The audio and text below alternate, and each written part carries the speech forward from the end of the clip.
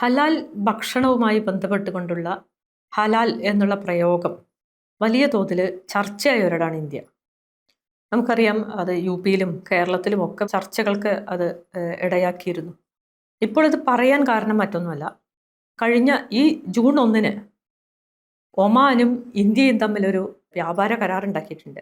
Comprehensive economic partnership agreement എന്ന പേരിൽ ഡൽഹിയിൽ വെച്ചിട്ടാണ് 1-ാം തീയതി ഇന്ത്യയുടെ പ്രതിനിധികളും അതുപോലെ ഒമാൻ്റെ വ്യാപാര പ്രതിനിധികളുമായിട്ട് അത്തരമൊരു എഗ്രിമെൻറ്റിൽ ഒപ്പിട്ടിട്ടുള്ളത്. ആ കരാറിലെ പ്രധാനപ്പെട്ട ഒരു കാര്യം എന്ന് പറയുന്നത് ഹലാൽ സർട്ടിഫൈഡ് ആയിട്ടുള്ള വസ്തുക്കളാണ് ഇന്ത്യയിൽ നിന്ന് ഒമാനിലേക്ക് കയറ്റി അയക്കുക അല്ലെങ്കിൽ ഒമാൻ സ്വീകരിക്കുക എന്നുള്ളതാണ്. അത്തരമൊരു എഗ്രിമെൻറ്റ് ഇന്ത്യ അംഗീകരിച്ചിരിക്കുന്നു എന്നുള്ളതാണ്. ഇപ്പോൾ ഹലാലായിട്ടുള്ള വസ്തുക്കൾ ഇന്ത്യയിലേക്ക് ഇറക്കുമതി ചെയ്യുകയും ചെയ്യാം. ഹലാൽ എന്നുള്ള സർട്ടിഫിക്കറ്റ് ഉള്ള സാധനങ്ങൾ മാത്രമാണ് ഒമാനിലേക്ക് കയറ്റി അയക്കാൻ പാടുള്ളൂ എന്നുള്ളതാണ് കരാറിൻ്റെ ഏറ്റവും അടിസ്ഥാനമായിട്ടുള്ളൊരു കാര്യം. അപ്പോൾ നമ്മൾ മനസ്സിലാക്കേണ്ടത് ഈ ഹലാൽ ഭക്ഷണത്തിൻ്റെ പേരിലും ഹലാൽ എന്നുള്ള പ്രയോഗത്തിൻ്റെ പേരിലുമൊക്കെ യു പിയിലും കേരളത്തിലുമൊക്കെ നടന്നിട്ടുള്ള ഒരുപാട് മനുഷ്യർ തല്ലിക്കൊല്ലുക വരെ ചെയ്തിട്ടുള്ള ഉണ്ട് യു പിയിലടക്കം. ഈ ഹലാൽ എന്നുള്ള പ്രയോഗം എന്താണ് എന്നുള്ളത് തിരിച്ചറിയാതെ.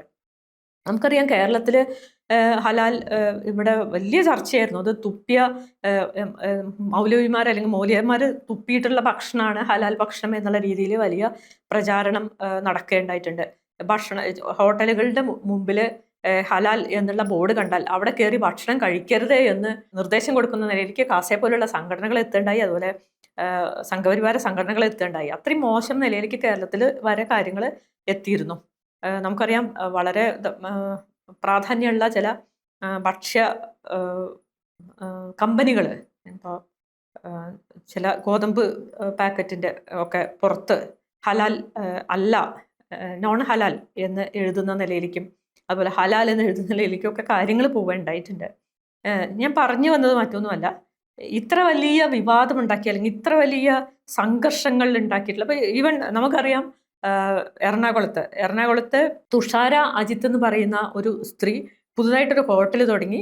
ഹോട്ടലിൻ്റെ മുന്നിൽ നോൺ ഹലാൽ എന്നുള്ള ബോർഡ് വെച്ചുകൊണ്ട് അവിടെ ഭക്ഷണം വിതരണം ചെയ്തു എന്നുള്ളതാണ്.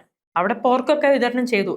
എന്ത് ഭക്ഷണവും ആർക്കും വിതരണം ചെയ്യാൻ ഹോട്ടലുകൾക്ക് അനുമതിയുണ്ട്, ലൈസൻസ് ഉള്ള ഹോട്ടലുകൾക്ക് അതിനുള്ള അനുമതിയുണ്ട്. അങ്ങനെയൊക്കെ ഉള്ളപ്പോൾ പോലും ഹോട്ടലിൻ്റെ പുറത്ത് നോൺ ഹലാൽ ഭക്ഷണം ഇവിടെ ലഭ്യമാണ് എന്നുള്ള ഒരു ബോർഡ് എഴുതി വയ്ക്കുകയും അതിൻ്റെ മുകളിൽ അവിടെ പുതുതായിട്ടൊരു ഹോട്ടൽ തുടങ്ങിയതിൻ്റെ പേരിലുള്ള അവിടെ ചെറിയ ചില സംഘർഷങ്ങൾ ഉണ്ടാവുകയും ആ സംഘർഷത്തെ അവിടെ നോൺ ഹലാൽ ഭക്ഷണം വിളമ്പിയതിൻ്റെ പേരിൽ കട ആക്രമിക്കപ്പെട്ടു, അവരാക്രമിക്കപ്പെട്ടു എന്നൊക്കെയുള്ള നിലയ്ക്ക് വലിയ ചർച്ചകൾ ഉണ്ടായി. തുഷാര അജിത്ത് എന്ന് പറയുന്ന സ്ത്രീ FB പോസ്റ്റിൽ ഇടുണ്ടായി. മറുനാടൻ മലയാളി എന്ന് പറയുന്ന മാധ്യമത്തിൽ അത് വലിയ വാർത്തയായിട്ട് വരുണ്ടായി. അതേപോലെ തന്നെ ജനം TV-യിലും അത് വലിയ വാർത്ത ഉണ്ടായി. ഇനി മറ്റേ വേറെ ഏതെങ്കിലും ജന്മഭൂമിയിൽ വന്നിരുന്നോ എന്ന് അറിയില്ല. പക്ഷെ മറ്റ് മാധ്യമങ്ങളിലൊന്നും അതൊരു വലിയ വാർത്തയായില്ല, അതൊരു വിഷയമായില്ല എന്നുള്ളതാണ്. ഇതൊരു വലിയ വിഷയമാക്കി കൊണ്ടുവരാൻ വംശീയ സംഘർഷങ്ങൾ ഉണ്ടാക്കി എടുക്കാനുള്ള ശ്രമങ്ങൾ നടന്നെങ്കിലും അത് വിജയിച്ചില്ല എന്നുള്ളത്. അതിൻ്റെ പുറകിൽ കാസയായിരുന്നു എന്നുള്ളത് നമ്മൾ പ്രത്യേകം പറയേണ്ടതുണ്ട്. അവർ ക്രിസ്ത്യൻ വിഭാഗത്തിൽപ്പെട്ടുള്ള ഒരു സ്ത്രീയാണ് ആ കട നടത്തിയിരുന്നത്.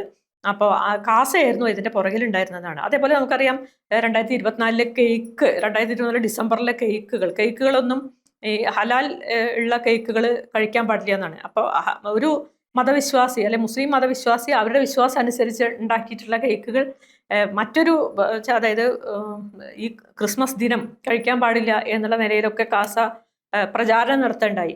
മറ്റൊരു വിഭാഗത്തിൽപ്പെട്ടിട്ടുള്ള ക്രിസ്ത്യൻ വിഭാഗത്തിലുള്ളവർ കഴിക്കാൻ പാടില്ല എന്നുള്ള രീതിയിലൊക്കെ വളരെ മോശമായിട്ടുള്ള പ്രചാരണങ്ങൾ അല്ലെങ്കിൽ ഇവിടെയൊക്കെ കേരളത്തിൽ പോലും അത്തരം സംഘർഷങ്ങൾ ഉണ്ടാക്കിയെടുക്കുന്നതിനുള്ള ശ്രമം നടന്നു എന്നുള്ളതാണ്. നമ്മളത് മറക്കാൻ പാടില്ല. ആ സമയത്താണ് ഇപ്പോൾ വ്യാപാര കരാർ ഉണ്ടാക്കുകയാണ് ചെയ്തിട്ടുള്ളത്. ഇന്ത്യയിലെ ഭരണകൂടം വളരെ കൃത്യമായിട്ടുള്ള സംഘപരിവാര ഭരണകൂടം അത്തരം ഒരു എഗ്രിമെന്റ് ഉണ്ടാക്കിയിട്ടുണ്ട്. അപ്പോൾ ഈ ഹലാൽ എന്നുള്ള പ്രശ്നം തന്നെ ഇപ്പോൾ തൽക്കാലം അവർ മാറ്റി വെച്ചിട്ടുണ്ട്. ഹലാൽ ഇപ്പോൾ ഒരു പ്രശ്നമല്ല, ഹലാല് പൈസ കിട്ടുമെങ്കിൽ ഹലാലും ആവാം എന്നതാണ്. അപ്പോൾ പൈസ വരട്ടെ, ഹലാല് പോട്ടെ എന്നുള്ള രീതിയിലേക്ക് നമ്മളുടെ ഇന്ത്യയുടെ ഭരണകൂടം വലിയ തമാശയാണ് ശരിക്കും പറഞ്ഞാൽ. അപ്പം അതിന് ഈ ഒരു രീതിയിലുള്ള വാർത്ത വലിയ തോതിൽ ചർച്ച ചെയ്യപ്പെട്ടിട്ടില്ല എന്നുള്ളതാണ്. ചർച്ച ചെയ്യപ്പെട്ടിട്ടുന്നൊരു വസ്തുതയാണത്. കാരണം എങ്ങനെയാണ് ഈ ഹലാലിനെതിരെ ഉത്തർപ്രദേശിൽ വലിയ പ്രശ്നങ്ങളായിരുന്നു അത് ഉണ്ടാക്കിയിട്ടുള്ളത്. ഒരുപാട് ആക്രമണങ്ങൾ, പല ഹോട്ടലുകൾക്ക് നേരെയും ആക്രമണം നടന്നു. വാസ്തവത്തിൽ ഹലാൽ എന്ന് പറയുന്നത് അത് ധാർമ്മികമായിരിക്കണം. ഭക്ഷണം ആണെങ്കിലും മറ്റുള്ള കാര്യങ്ങളാണെങ്കിലും ഒക്കെ അത് ധാർമ്മികമായിരിക്കണം. മുസ്ലിം മതവിശ്വാസികളെ സംബന്ധിച്ചിടത്തോളം അധാർമികമായപ്പോൾ പലിശ സ്വീകരിക്കാൻ പാടില്ല എന്നുള്ളത് പോലെ അവരുടെ ധാർമ്മികമായ മതവിശ്വാസത്തിന്റെ അടിസ്ഥാനത്തിൽ ധാർമ്മികമായ ജീവിതത്തിന്റെ ഭാഗമായിട്ടാണ് ഭക്ഷണത്തിൽ ഹലാൽ ഭക്ഷണമേ കഴിക്കാവൂ എന്ന് പറയുന്നത്. അതിന്റെ നിയമപ്രകാരം അനുസരിച്ച് വേണം ഭക്ഷണം തയ്യാറാക്കുന്നത് എന്നുള്ളതാണ്. അപ്പൊ അത്തരം കാര്യങ്ങളൊക്കെ അത് വിശ്വാസത്തിന്റെ ഭാഗമായിട്ടുള്ള ഒരു കാര്യമാണ്. അപ്പൊ അതിനുള്ള സ്വാതന്ത്ര്യം നമ്മുടെ നാട്ടിലുണ്ട്, നമ്മുടെ ഭരണഘടന അത് ഉറപ്പ് വരുത്തുന്നുണ്ട്. പക്ഷെ എന്നിട്ടും ഇവിടെ ഹലാൽ ഭക്ഷണം വേണം എന്ന് പറഞ്ഞതിനെതിരെ അത് വളരെ മോശമായിട്ട് തുപ്പല് അങ്ങനെയാണ് പറഞ്ഞിട്ടുള്ളത്. തുപ്പിയിട്ടുള്ള ഭക്ഷണം എന്നാണ്, മൂല്യന്മാര് തുപ്പിയിട്ടുള്ള ഭക്ഷണമാണ് എല്ലായിടത്തും വിതരണം ചെയ്യുന്നത്, അതുകൊണ്ട് അത് കഴിക്കരുത് എന്നുള്ള രീതിയിലുള്ള വളരെ മോശമായിട്ടുള്ള പ്രചാരണം കേരളത്തിൽ അടക്കം നടന്നു. UP-യിലൊക്കെ വലിയ ആക്രമണങ്ങൾ നടന്നു, മനുഷ്യർ കൊല്ലപ്പെട്ടു. എന്നിട്ടിപ്പോൾ ഇതൊക്കെ കഴിഞ്ഞ് ഇപ്പോൾ ഈ ജൂൺ 1-നാണ് ഇത്തരമൊരു കരാറ് ഒമാനുമായിട്ട് ഉണ്ടാക്കിയിട്ടുള്ളത്, ഇന്ത്യ സർക്കാർ ഉണ്ടാക്കിയിട്ടുള്ളത്. അപ്പൊ ഇത്തരം ഒരു സർക്കാർ തമാശ എന്താ വെച്ചാൽ അതില് ഹലാൽ സർട്ടിഫൈഡ് ആയിട്ടുള്ള ഫുഡ് ഞങ്ങൾ കയറ്റി അയക്കും, അതിനുള്ള സർട്ടിഫിക്കറ്റ് ഞങ്ങൾ തയ്യാറാക്കി കൊടുക്കും എന്നാണ് പറയുന്നത്. ഇവിടുത്തെ അതിന്റെ ക്വാളിറ്റി കൺട്രോൾ വിഭാഗം ഹലാൽ എന്ന് അതിൽ സീൽ ചെയ്തിട്ട് ഞങ്ങൾ ഭക്ഷണം മാത്രമല്ല ഇവിടുന്ന് കയറ്റി അയക്കുന്ന സാധനങ്ങളൊക്കെ ബീഫൊക്കെയാണ് നന്നായിട്ട് കയറ്റി അയക്കുന്നത്. ഇന്ത്യയിൽ നിന്ന് നന്നായിട്ട് കയറ്റി അയക്കുന്ന ബീഫാണ്, പ്രത്യേകിച്ച് UP-ന്ന്. അപ്പൊ നമുക്ക് അറിയാവുന്നൊരു കാര്യമാണിത്. അപ്പോൾ ബീഫൊക്കെ നന്നായിട്ട് കയറ്റി അയക്കും, അത് ഹലാൽ എന്ന് വളരെ വൃത്തിയായിട്ട് സർട്ടിഫൈ ചെയ്തിട്ടാണ് അയക്കുക എന്നുള്ളതാണ് പറഞ്ഞിട്ടുള്ളത്. അതൊരു കാര്യം. ഇതോടൊപ്പം തന്നെ നമ്മൾ മനസ്സിലാക്കേണ്ടുന്ന മറ്റൊരു കാര്യമുണ്ട്. ഈ കഴിഞ്ഞ നമ്മൾ ഈ വീഡിയോ ഒക്കെ ചെയ്യണ്ടായി, പശ്ചിമ ബംഗാളിലൊക്കെ ഈ കഴിഞ്ഞ ബലിപെരുന്നാളിനോടനുബന്ധിച്ചിട്ട് ബീഫ് വേണ്ട, ഞങ്ങൾ ആടിനെ അറുത്തുകൊണ്ട് ഞങ്ങൾ ബലിപെരുന്നാൾ ആഘോഷിച്ചോളാം എന്ന് അവിടെയുള്ള മുസ്ലിങ്ങൾ തീരുമാനിച്ച സമയം. അപ്പൊ അതിനെക്കുറിച്ചൊക്കെ നമ്മൾ ചർച്ച ചെയ്യേണ്ടതായിട്ടുണ്ട്. ഇതിനു മുമ്പ് പറഞ്ഞു വന്ന മറ്റൊന്നുമല്ല, ബീഫിനെ ഗോമാതാവാണല്ലോ, എന്തായാലും തീർച്ചയായിട്ടും ഗോമാതാവാണ്. അപ്പൊ ഗോമാതാവിനെ, വിശുദ്ധ പശുവിനെ ദേശീയ മൃഗമായിട്ട് പ്രഖ്യാപിക്കണമെന്ന് വിവിധ മുസ്ലിം സംഘടനകൾ ആവശ്യപ്പെടണ്ടായി. അത്തരം ഒരു ആവശ്യം മറ്റൊന്നും കൊണ്ടല്ല, അത് വിശുദ്ധ പശു മാത്രമല്ല, അല്ലെങ്കിൽ ഗോമാതാവ് മാത്രമല്ല, രാഷ്ട്രമാതാവ് എന്നുള്ള രീതിയിലാണ് ഇവിടെ സംഘപരിവാരം പറയാറ്.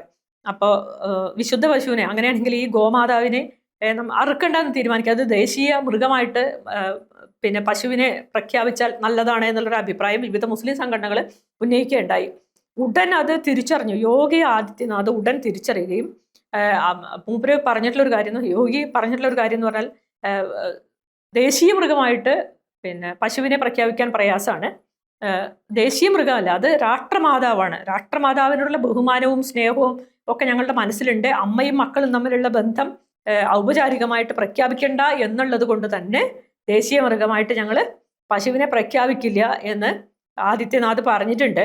അത് നമ്മൾ മനസ്സിലാക്കേണ്ട ഒരു കാര്യം എന്താ വെച്ചാൽ, പണം കിട്ടണമെന്നുണ്ടെങ്കിൽ പശുവിനെ കൊല്ലുകയും കയറ്റുമതി ചെയ്യേണ്ടതുണ്ട്. ബീഫ് കയറ്റുമതിയാണ് UP-യുടെ ഒരു പ്രധാന വരുമാന മാർഗം, അല്ലെങ്കിൽ ഇന്ത്യയുടെ പല ഭാഗങ്ങളിൽ നിന്നുള്ള വരുമാന മാർഗം.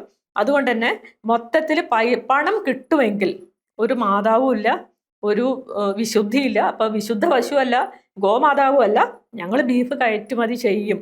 അതുകൊണ്ട് ഞങ്ങളെ സംബന്ധിച്ചിടത്തോളം ഈ ഹലാൽ എന്ന് പറയുന്നതും ഗോമാതാവ് എന്ന് പറയുന്നതും ഒക്കെ ഇവിടുത്തെ മുസ്ലിങ്ങളെ അടിക്കുന്നതിന് വേണ്ടി മാത്രമല്ല, അത് നമ്മൾ മനസ്സിലാക്കേണ്ടതാണ്. ഇവിടുത്തെ മുസ്ലിങ്ങൾക്ക് എതിരായിട്ടുള്ള വലിയ വംശീയ കലാപങ്ങൾ നടത്തുന്നതിന് വേണ്ടിയിട്ട്, മുസ്ലിങ്ങളെ കൊല്ലുന്നതിന് വേണ്ടിയിട്ട് നമുക്കറിയാം ഒരുപാട് പേര്, അഖ്ലാഖ് മുതൽ ഒരുപാട് മനുഷ്യർ കൊല ചെയ്യപ്പെട്ടിട്ടുണ്ട്. അപ്പോൾ ഇത്തരം കൊലകൾക്ക് വേണ്ടിയിട്ടുള്ള, പശുക്കടത്തിന്റെ പേരിൽ കൊല ചെയ്യപ്പെട്ട ഒരുപാട് മനുഷ്യരുണ്ട് ഇന്ത്യയിൽ. അപ്പൊ അങ്ങനെ കൊലയ്ക്ക് വേണ്ടിയിട്ടുള്ള ഒരു സംവിധാനം മാത്രമാണ്, അല്ലെങ്കിൽ വംശീയ വിദ്വേഷം പ്രചരിപ്പിക്കുന്നതിനുള്ള ഒരു ആയുധം മാത്രമാണ് വിശുദ്ധ പശു എന്നുള്ളതും അതുപോലെ ഈ ഹലാൽ എന്നുള്ളതുമാണ് ഇപ്പോൾ നമ്മൾ മനസ്സിലാക്കുന്നത്. പണം വന്നാൽ ഈ ഹലാലും ഇല്ല, വിശുദ്ധിയില്ല, അതൊക്കെ മാറും പണം കിട്ടുമെങ്കിൽ. പക്ഷേ മുസ്ലിം വിരുദ്ധതയ്ക്ക് അല്ലെങ്കിൽ വംശീയ വിദ്വേഷ പ്രചാരണത്തിന്റെ ഭാഗമായിട്ട് ഞങ്ങൾ ഹലാൽ ഉപയോഗിക്കും, അതുപോലെ പശുവിനെയും ഉപയോഗിക്കും എന്നുള്ളതാണ് സംഘപരിവാരം വളരെ കൃത്യമായിട്ട് ഇപ്പോൾ ഈ കഴിഞ്ഞ ജൂൺ 1-ാം തീയതി ഒമാനുമായി ഒപ്പിട്ടുള്ള കരാറിലൂടെ വ്യക്തമായി ഇരിക്കുന്നത് എന്നുള്ളതാണ് നമ്മൾ മനസ്സിലാക്കേണ്ടത്.